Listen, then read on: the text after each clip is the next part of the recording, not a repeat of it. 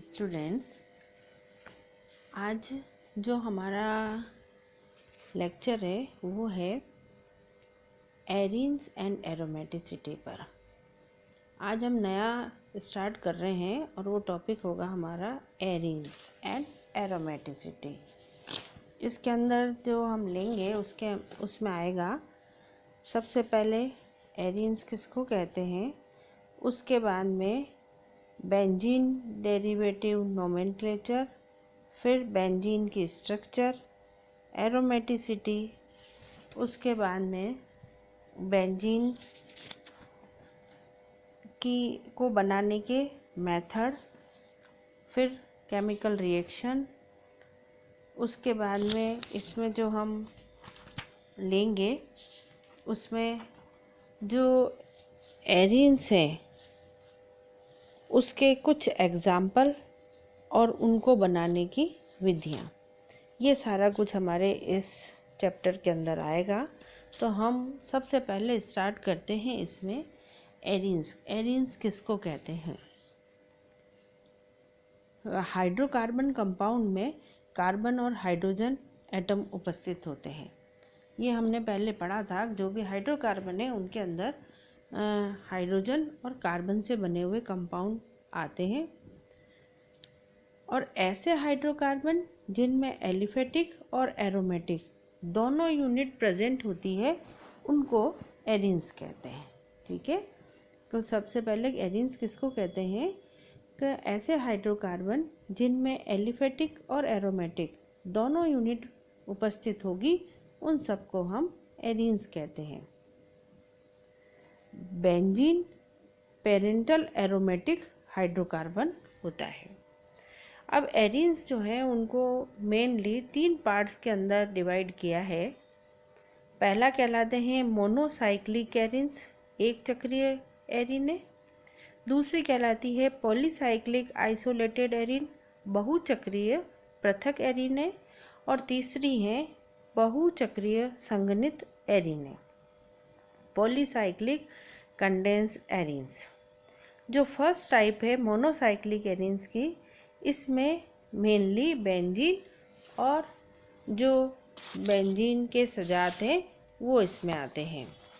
दूसरा जो है वो है पॉलीसाइक्लिक आइसोलेटेड एरीन्स।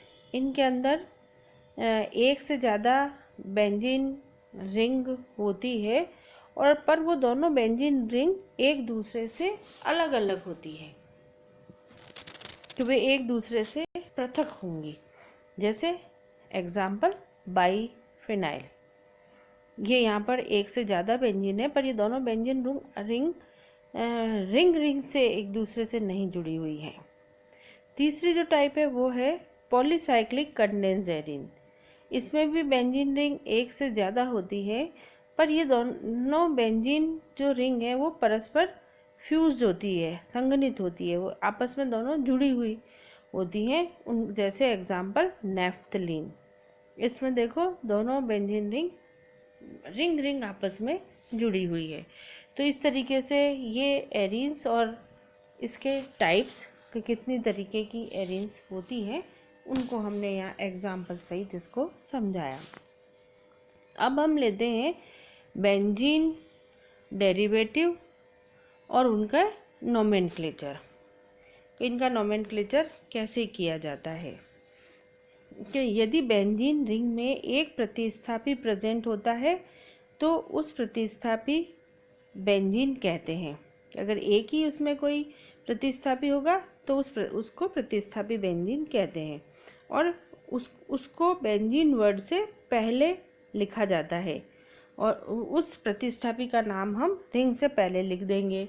जैसे यहाँ एग्जाम्पल लिया मैथिल बेंजीन, एथिल बेंजीन। तो इस तरीके से उसका नाम, जो भी प्रतिस्थापी है उसका नाम बेंजीन से पहले लिख देते हैं। तो सबसे सिंपल एल्काइल बेंजीन कौन सा हुआ? मिथाइल बेंजीन, और इसको हम टोलुइन भी कहते हैं। तो इस तरीके से इसका नाम लिखा जाता है। इसके बाद आता है इसमें दूसरा जो रूल है वो कि यदि बेंजीन रिंग पर कोई कॉम्प्लिकेटेड पार्श्व श्रृंखला प्रेजेंट हो तो उस यौगिक को फेनिल एल्केन कहते हैं। जैसे 2-फेनिल ब्यूटेन, ये इसमें पार्श्व श्रृंखला लगी हुई है, तो हम उसका नाम उसका किस तरीके से लिखेंगे, तो उसको हम फिनाइल डेरिवेटिव मान लेते हैं और उसका नोमेनक्लेचर करते हैं। इसी तरह से हमने ये लिखा 2-फेनिल ब्यूटेन। एक एग्जाम्पल हम और लें और इसका नाम हो जाएगा फिर 3,4-डाइमेथिल 2-फेनिल हेक्सेन। तो इस तरीके से इसका नाम हम लिखते हैं।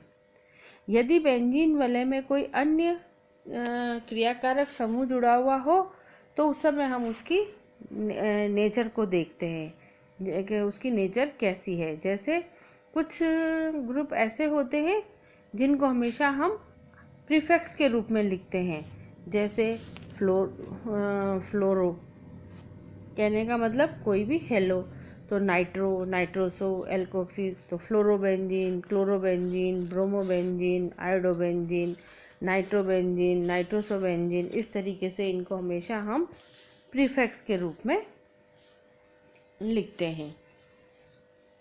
और अगर यदि बेंजीन वलय में 2 समान एल्किल समूह जुड़े हुए रहते हैं तो वे डाई एल्किल बेंजीन कहलाते हैं।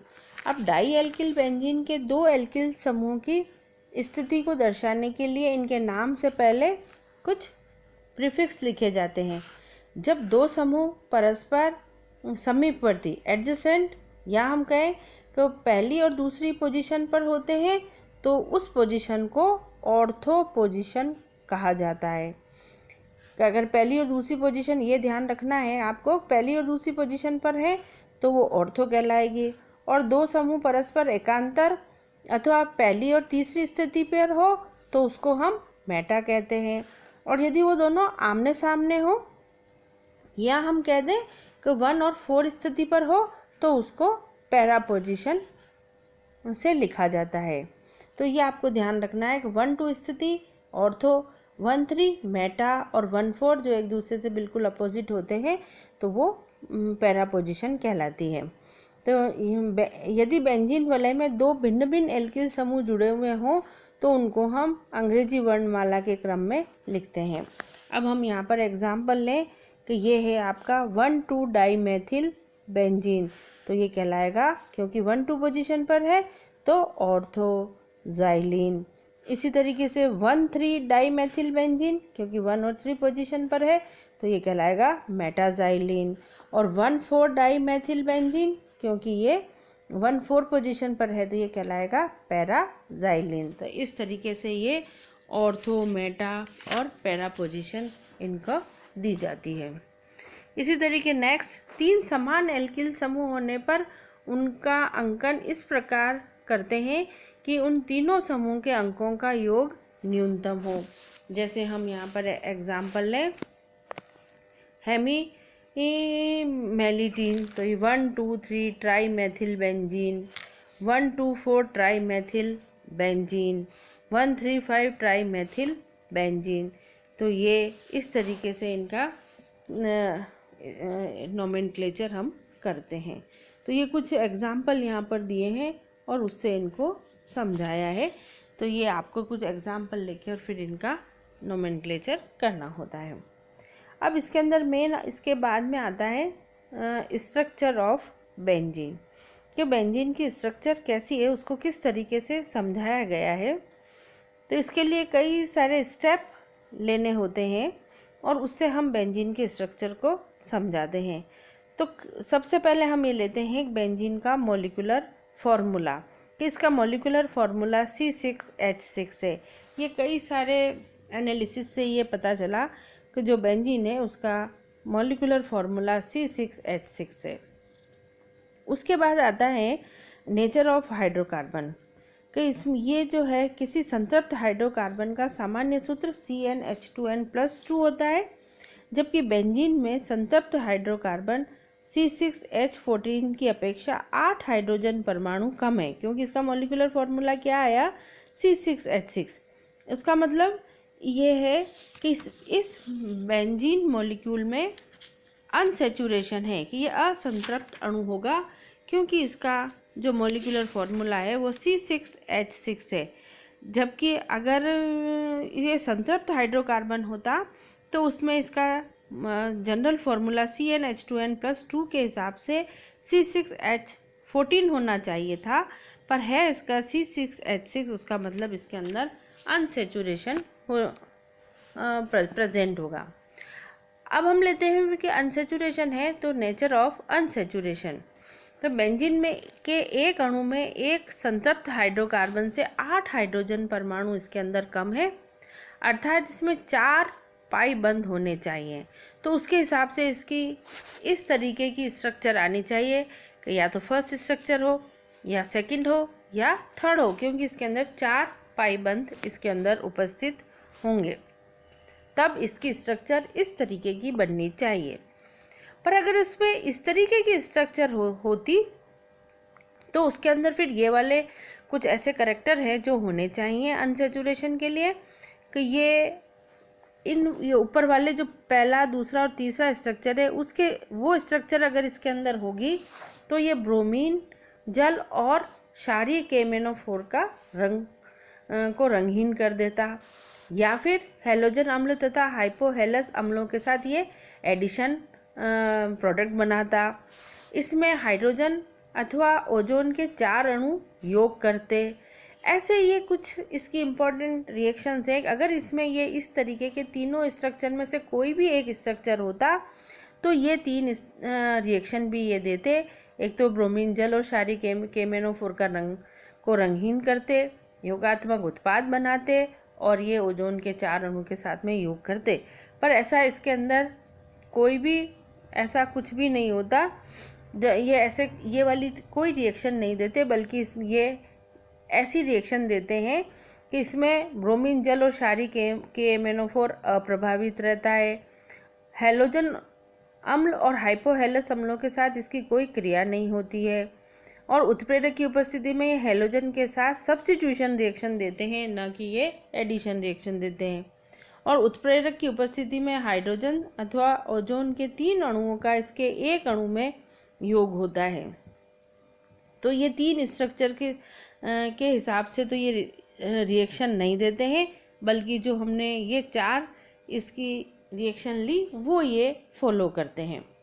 तो इसके बाद हम लेते हैं कि इसकी ये 3 स्ट्रक्चर तो इसकी इस तरीके की ओपन वाली नहीं होती है, बल्कि इसमें कोई न कोई साइक्लिक स्ट्रक्चर इसका होना चाहिए। तो अब हम लेते हैं साइक्लिक स्ट्रक्चर के बारे में कि बेंजीन सामान्य विवृत श्रृंखला वाला यौगिक तो नहीं है, वरन 3 द्विबंधों वाला एक साइक्लिक यौगिक है।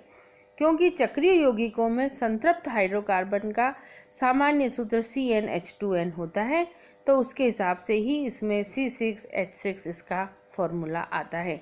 तो इसकी ओपन चेन स्ट्रक्चर तो नहीं होके इस तरीके से इसकी कोई साइक्लिक स्ट्रक्चर इसकी होनी चाहिए, और उसी के हिसाब से इसकी ये स्ट्रक्चर देते हैं कि ये ऐसी कोई स्ट्रक्चर देता होगा। अब ये जो हमने स्ट्रक्चर के नाम यहाँ पे दिए 4th, 5th, 6th, 7th, 8th, और उसी को हम समझाते हैं कि ये कैसे इसकी स्ट्रक्चर इसकी आती है। तो बेंजीन के लिए जो संरचना है 7th और 8th, ये सबसे पहले केकुले द्वारा दी गई, और इसलिए इनको केकुले स्ट्रक्चर भी कहते हैं, और लगभग आज भी यही संरचनाएं मान्य हैं। अभी केकुले की जो इसमें 7th और ये 8th स्ट्रक्चर इसके लिए दी गई है, वो स्ट्रक्चर जो इसकी आती है उसके अंदर हम इसके फेवर में कुछ प्रमाण लेते हैं कि केकुले के स्ट्रक्चर के लिए कुछ एविडेंसेस हैं कि इसका अणुसूत्र 3 द्विबंधों की उपस्थिति में 6 हाइड्रोजन परमाणु के समान होना एवं द्विप्रतिस्थापी समावयवों की संख्या 3 होना। बेंजीन के ये समस्त गुण ये दर्शाते हैं कि इसकी संरचना 7th और 8th जैसी अर्थात केकुले संरचना ही जैसी ही होनी चाहिए। ये इसके लिए हम कुछ प्रमाण लेते हैं कि इसमें एक तो 3 द्विबंध उपस्थित होने के कारण 3 अणु क्लोरीन और 3 अणु हाइड्रोजन और 3 अणु ओजोन से ये योग करता है। इसके अलावा रक्त तप्त नली में से एसिटिलीन को प्रवाहित करने पर ये बहुलीकृत होकर बेंजीन बनाता है। इसके अलावा उत्प्रेरक वेनेडियम पेंटाऑक्साइड की उपस्थिति में बेंजीन का ऑक्सीकरण करवाने से मैलेइक अम्ल बनता है। इससे भी बेंजीन की केकुले संरचना ही प्रदर्शित होती है। ये कुछ तो प्रमाण थे केकुले की संरचना के पक्ष में, परंतु केकुले की संरचना के विरोध में भी कुछ बातें आई उसमें कि केकुले की संरचना के आधार पर बेंजीन के ऑर्थो व्युत्पन्न 2 प्रकार के होने चाहिए, 1,2 और 1,6, जबकि वास्तव में बेंजीन का एक ही ऑर्थो व्युत्पन्न उत्पन्न होता है। ये एक इसका विरोध में है। दूसरा जो इसका विरोध में प्रमाण आता है वो ये है कि बेंजीन में 3 द्विबंध उपस्थित है, इसलिए इसे एक एल्कीन से 3 गुना अधिक असंतृप्त और क्रियाशील होना चाहिए, जबकि वास्तव में ये इतना असंतृप्त व्यवहार तो नहीं देता, बल्कि कई अभिकर्मकों के साथ तो यह संतृप्त हाइड्रोकार्बन की भांति प्रतिस्थापन अभिक्रियाएं देता है और ये इतना अधिक क्रियाशील भी नहीं होता है। इसके अलावा एक द्विबंध के हाइड्रोजनीकरण से 28.6 किलो कैलोरी ऊर्जा मुक्त होती है। उसके ये जो है इसके हाइड्रोजनीकरण ऊष्मा के आधार पर भी हम इसको बताते हैं कि इसके ये विरोध में इसके ये स्टेबिलिटी के लिए ये ऊर्जाओं से इसको बताया है। तो ये कुछ इसके विरोध के में है और कुछ इसके पक्ष में होते हैं। तो ये तो इसकी इस संरचना को समझाने के लिए कि इसकी इस बेंजीन की संरचना कैसी होती है, उसको केकुले की संरचना को माना और उसी के पक्ष में और विरोध में प्रमाण दिए। अब हम तो लेंगे इसके लिए इसके बाद में कि बेंजीन की संरचना के लिए कुछ मॉडर्न थ्योरीज भी दी गई है और उस मॉडर्न थ्योरीज के आधार पर बेंजीन की स्ट्रक्चर को समझाने की कोशिश की है। उसमें जो मेन आते हैं उसमें एक आएगा एरोमेटिक सेक्सटेट थ्योरी, फिर वैलेंस बॉन्ड थ्योरी और मॉलिक्यूलर ऑर्बिटल थ्योरी। तो बेंजीन की स्ट्रक्चर को इन थ्योरीज के आधार पर भी समझाते हैं। अभी हमने लिया था केकुले की स्ट्रक्चर का, अब हम नेक्स्ट में लेंगे ये 3 मॉडर्न थ्योरी और उससे हम बेंजीन के स्ट्रक्चर को समझाएंगे।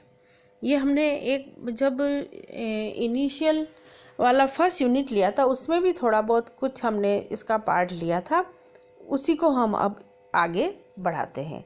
तो ये हमारा कुछ था एरिन्स और नोमेनक्लेचर और उसके बाद में स्ट्रक्चर ऑफ बेंजीन का। नेक्स्ट में हम लेंगे मॉडर्न थ्योरीज जिससे हम बेंजीन के स्ट्रक्चर को समझाते हैं।